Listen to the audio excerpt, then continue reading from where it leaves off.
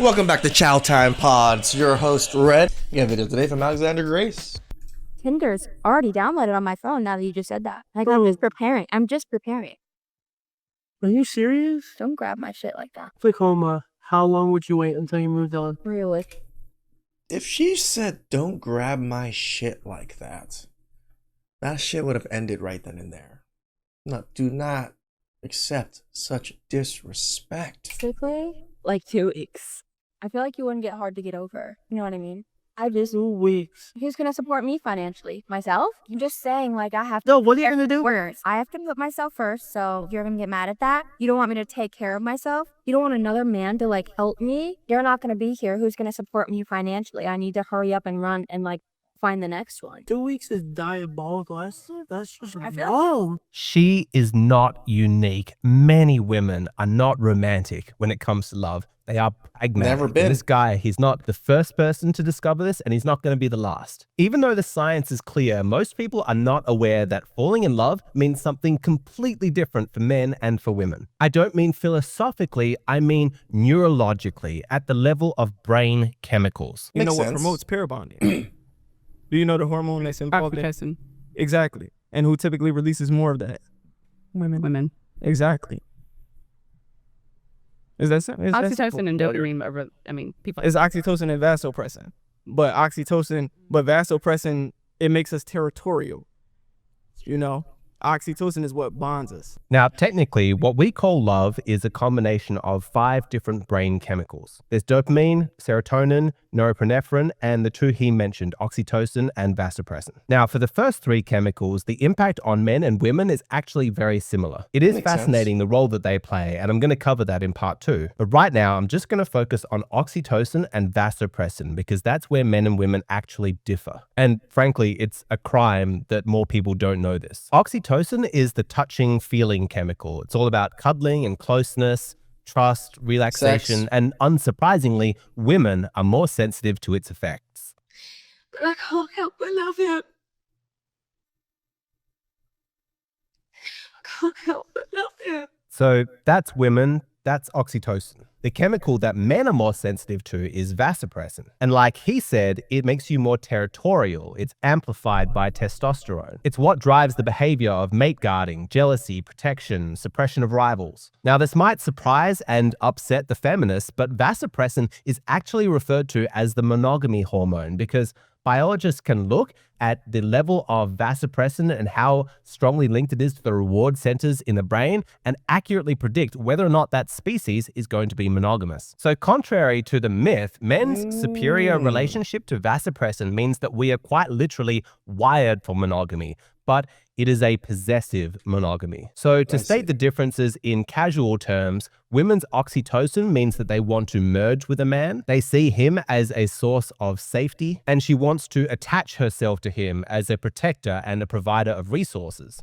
Like a parasite? While men's vasopressin treats the woman more like she is a prized possession. Her safety and her sexual fidelity is the key to his genetic survival through his offspring. Now, some people don't like talking about all this stuff. Maybe you watching this, you feel a bit uncomfortable because you don't like the idea of love just being reduced to a bunch of brain chemicals. It doesn't make that's what love it is. sound like a beautiful romantic story. It makes it sound like some evolutionary adaptation, just a survival technology. And yeah, I mean, it is. In the book Moral Animal, author Robert Wright describes in detail how natural selection hides survival logic inside emotional hardware. In other words, the love story that we tell ourselves as humans is not a mistake. It's adaptive technology because it helps prevent situations like this. I was in a relationship. I loved this girl. I was so into her, man. I would have done anything for this girl, and she knows it. And the sad thing was, I remember I had a seizure. I passed out, and then next thing you know, I woke up in the hospital. And I don't know why. They released me, they discharged me. I came back home to her place, because I was basically living with her. And I find this girl with her ex the same night I had a seizure, the same night I went to her place, and they were fucking. And seeing that made me realize that this is what the world's capable of. That destroyed me, bro. We call that the death of innocence. it happens to many different people in many different ways in many different scenarios. My death of innocence was when my tennis coach got murdered. That was my death of innocence, where I was just like, wait, good people die and bad people don't? But I thought when you did good things happen, and you did bad things happen. But that's not how the world truly works. And it still fucked me up.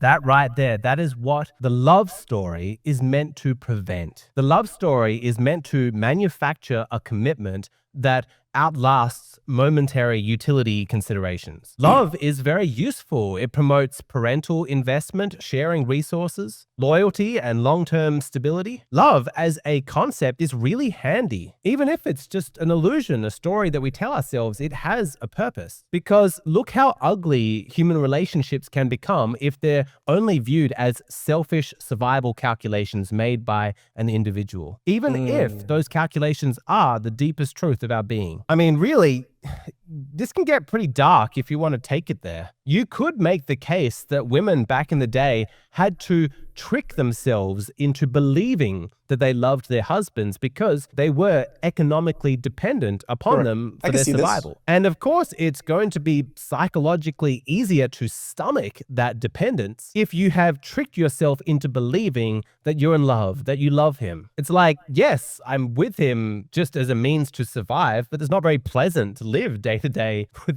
that awareness. And so we, perform some alchemy. We transform that feeling into love. But if that is the case, that the love story was just masking the financial realities of the time, what is going to happen after women achieve economic independence? What happens after women's liberation? Are things going to change? Does this mean that because women can make their own money now, they don't technically need men to survive, that suddenly love is just going to disappear and human relationships are going to start falling apart? Is that what it means? Yeah. It seems like it. Yeah, that is exactly what it means. What do you think happens in a relationship when the woman out earns what the man earns? It's going to end in divorce more than likely. So there was a study conducted by American psychologists, and they found that if a woman out earned her husband, it was 50% likely that the marriage would end in divorce. Once she earns more money, there is a big spike in the likelihood of them getting divorced. And even if they stayed together, that study revealed that there was a huge increase in unhappiness inside the marriage. Feminists act as though a man is completely irrational and insecure to be worrying about the fact that his wife out-earns him. That's just little boy worries. There's no reason that you should be worried or have any fears about that. Well, that's interesting because the studies show that if a woman in a relationship gets a big promotion, the likelihood of them getting a divorce within the next 3 years doubles. Do you see what has happened? See, men and women used to hide the survival calculations that were actually guiding their relationship by sharing in a love story, and this promoted loyalty, stability, and commitment. But the moment that women no longer need men for their survival, they drop the illusion. They make decisions for their love life based on self-interested survival calculations. Yep. And in doing so, they were cheered on by the culture. Yeah, this is women's empowerment, men are oppressive, patriarchy, misogyny, this is slavery. Let's just liberate ourselves. You understand, they're not trying to prevent this from happening. They're encouraging it. They're trying to speed it up. This is what's behind no-fault divorce, the biased child custody. And so for a long time, women had an incredible advantage in relationships. Because do you understand, the most powerful position that you can be is that if you are thinking selfishly, you are making your decisions in a relationship based on your own rational survival calculations. But it's in your best interest that your partner is still thinking in terms of the love story. Like this poor guy, he's thinking in terms of love and honor and loyalty and commitment, but she's thinking in terms of resource extraction, convenience, practical benefits. She's in a very powerful position because while he's thinking about the relationship, she's thinking about herself. That's such a huge advantage. And this is the difference between us normal men and fuckboys, right? They think very like the women do, very selfishly, and act very selfishly. It's slowly fading because men are waking up to what's going on and women are pissed because they're losing their advantage. Grew apart. I don't know. I feel like that is like a pattern for me in relationships. We just kind of grow apart. I don't really like to argue. I don't like to say too much. I just kind of... Okay. Grow apart. Yeah. How did you guys grow apart? This is always interesting when girls say this. I don't really know how to explain it. It was just kind of like life was life. And Let me translate it. Your career aspirations didn't match up to his. You guys that were on different life paths, you probably were on a trajectory to earn more and acquire more status and resources than him. Sure. And he wasn't on the same path. So you said, you know what, we're growing apart. yeah. Fucking every time. Yep. This is not good news for women. Every time. If men wake up to how women actually think, men become aware of all the little rational, survival calculations that she's making when she's evaluating you. If men tune into that, then women lose their advantage. Increasingly, I've seen men in my comment section say things like, the girl I was dating doesn't like you, Alexander. She heard me listening to one of your videos and she's not happy. I'm thinking, oh, yeah. Of course she's not. She's not going to want you listening to me. If she's one of these calculating women, then the best position for her to be in is one where you're living the love story. You're dedicating yourself to the relationship, and she just feigns love, and she stays dedicated to herself. She doesn't want you listening to me. She doesn't want you to be aware of what's going on. She doesn't want... Bad, Alex, bad. Why are you making women upset? Me to be explaining this to you? And of course, this is not universal. I don't mean to tar all women with the same brush. Not every woman is like this. There are still women who operate from that love story. You need to date them in a completely different manner. I talk about that in part 2. But the calculating women, they don't want you to know the stuff that I talk about on this channel because I expose the truth about how she thinks. Same. This is why I cover so many, like the STD one. You know why I cover so much of the STD one? Because I want you guys to stop slinging penis around. Because it's dangerous out there, guys. It truly is. And it's not pretty. It's kind of messed up. She would rather you still believe the mythology that women are hopeless romantics. Culture-wide, women are pissed that men have begun to see through the facade. Because once men discover that women are making their dating choices based off calculated survival choices, well, obviously, men are going to start to do the same. And women are pissed. If he starts to say to you, oh, but like, what are you going to do for me now? I bought you a few dinners, I did this for you, did that for you. So what are you going to do for me? Immediately run. Immediately run. This man is seeing your dynamic is very transactional. This man is not generous. This man is not a provider. This man is not going to protect you. Okay. Because he did something for you. Now, what is he going to get out of that? He doesn't want to give willingly. It's not in his nature to want to give to make you feel safe. Just give. As a woman, he doesn't understand that that's his role as a man is to provide and protect for you. He is very unhealed, toxic. He's the one who is toxic. Can you imagine being a woman and making the complaint that men are too transactional in their relationships? Imagine saying that with a straight face, with no sense of irony whatsoever. So is it a good thing that men are thinking less in terms of love and romance and devotion and more? Overall in society, I don't think so.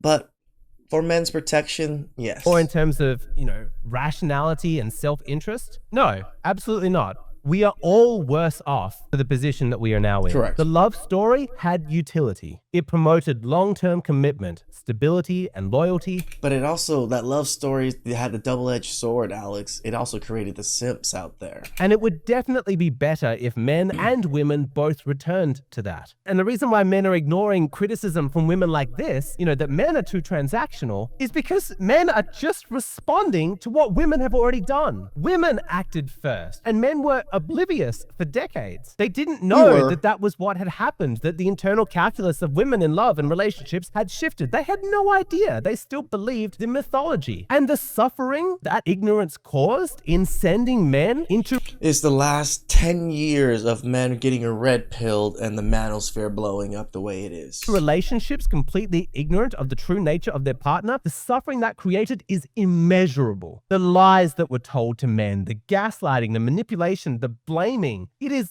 unforgivably evil. And the only reason that women like this are pissed is now that men have woken up, they are beating them at their own game. But that we are much better at everything. So when you want to play games, ladies, we gonna win. Was inevitable. If this was going to become a contest about who was better going to be able to act rationally, who's going to be more effective from like a logical based calculus, who's going to plot and plan and strategize better, well, obviously men were going to win every single time. Damn it right. plays perfectly into male strengths. It maps onto our logical minds very well. Sorry, ladies, but you must have seen this coming, surely. Pattern recognition and logical deduction and strategic calculations, that is our bread and butter. Women were always going to struggle to compete with men. Hypergamy is just an algorithm. It's an evolutionary adaptation that women have. It's not a negative or positive thing. Like you said, it's not negative. I'm It's not fine. sure if it's an evolutionary adaptation. I think the reason women have historically been hypergamous is because they were barred from higher education. So obviously the average man was going to earn more than them. But by 2050, we're going to see a total reversal of hypergamy. Hypergamy and the we're going to see a hypergamy during the hypergamy. Pleistocene epoch was because of barred from education.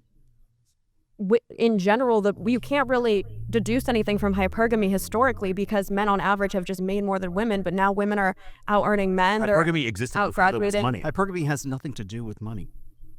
I'm just telling you, studies have shown. Did you see the reaction of the woman sitting next to her? Just the pure embarrassment that she was feeling and how ridiculous she sounded. Let me zoom in and slow that down. Like, this is like, lady, stop. What are you talking about? But this interaction perfectly demonstrates why men are going to be able to outcompete women, out-strategize them. Our brains are built for pattern recognition, but this lady, she can't even see past her own ideology. She's not thinking about the Pleistocene era. She talks as though male-female relationships began in the 1800s. The fact of the matter is that women saw an opportunity to gain a short-term advantage by playing a new game while men were still playing the old game. And they are desperately trying to shame men into going back to playing out traditional gender roles and being a traditional man while she gets to live as being a modern woman. But it's not going to work because men aren't that stupid. The borrowed credibility that women had from their forebears, that has run out. And all of the shaming tactics that you use to try and force men into this box you've created, that doesn't make men feel guilty. It just causes our opinion of you to drop further and further. These women... You know, again, my image of women when I was growing up, rainbows and sunshines, couldn't do anything wrong. Now, they're not even like above board. Like they are down in the depths of hell. Just keep sinking to new lows, and it's sad. The shaming tactics come out again, and it's like, really? You're still doing that? You're not ready to just be honest yet? God, it's so disappointing. And it doesn't need to be this way. Love as a story can still be a very important part of your relationship, even if you're aware of the survival calculations. I am very much in love with Emily. I love her so much. I love the love. Love makes the relationships. I'm proud, Alex. Like I'm proud of men finding their loved ones and actually saying and showing that they love them, because it's important. So enjoyable. I have consistently found that love is not made sweeter through ignorance. It's made sweeter through awareness. And I want to keep talking about that, but let's recap. We've established that love is a neurological, adaptive survival technology, that the story that we were telling ourselves that socially lubricated the whole thing was broken by women's economic independence, and that men have now woken up and are dating as selfishly as women do. That's what we've covered, but I still want to talk about how you can incorporate love into your relationship, how to date a woman who still operates from love, how changes in society like women losing their socially privileged status or AI causing economic disruptions, how that could change the way that women experience relationships and approach love. And I also want to go through the other brain chemicals that are involved in love because they're fascinating. If you're a science nerd, that stuff is great. So I'm going to cover all of that stuff in part 2. Shout outs to Alex again. If you guys want to see part 2, obviously go to his Patreon. But yeah, that love story, again, it plays good into society, and it also screws men over. This love story also created all these simps. This love story also created weak men that thought women were the prize. But love story kept humans going for eons until now, and now we've lost it. So I guess we do need it back. Please like, subscribe, comment down below. I really appreciate that, and catch you guys next time. Ciao.